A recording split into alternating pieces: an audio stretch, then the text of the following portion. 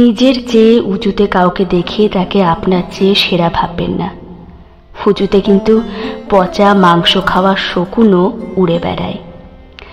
নিজের চেয়ে নিচুতে কাউকে দেখে তাকে আপনার চেয়ে দুর্বলও ভাববেন না।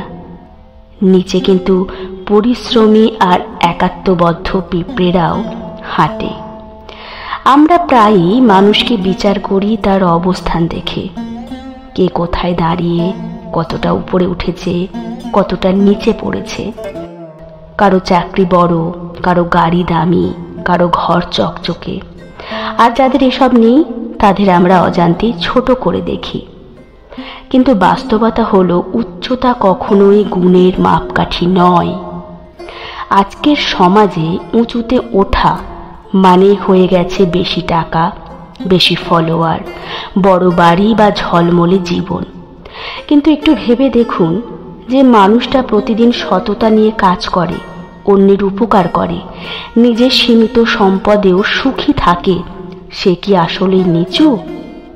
বরং সে সেই মানুষ যার ভেতরের উচ্চতা অগণিত পর্বতের চেয়েও বিশাল। একজন শ্রমিক যিনি ঘাম ঝরিয়ে নিজের পরিবারকে দুটো ভাত খাওয়ান, সমাজের যে কোনো তথাকথিত বড়লোকের মতোই সম্মানের যোগ্য, কারণ তার পরিশ্রমই তো এই সমাজ টিকে আছে। অন্যদিকে কেউ যদি অহংকারে ভরে যায়, অন্যকে ছোট করে, তবে সে যতই উপরে থাকুক তার মানসিকতা তাকে নিচে নামিয়ে দেয়। মানুষের আসল শক্তি হলো নিজের অবস্থানে সেরা হয়ে ওঠা। আপনি যদি একজন শিক্ষক হন তাহলে এমনভাবে পড়ান যেন একজন ছাত্রের জীবন বদলে যায়। আপনি যদি একজন চা বিক্রেতা হন তাহলে এমন চা বানান যাতে মানুষ আপনার দোকানে গল্প করতে ফিরে আসে। আপনি যদি একজন লেখক হন তাহলে এমন কিছু লিখুন যা মানুষকে ভাবতে শেখায়। কাজের পরিধি নয়, কাজের গুণই আপনাকে আলাদা করে তোলে। আর একটা বড় সত্য হলো, অন্যের সাথে তুলনা করে কখনোই কেউ শান্তি পায় না। আপনি যেই হন না কেন, সবসময় এমন কেউ থাকবে যে আপনার চেয়ে উপরে, আর এমন কেউ থাকবে যে আপনার চেয়ে নিচে।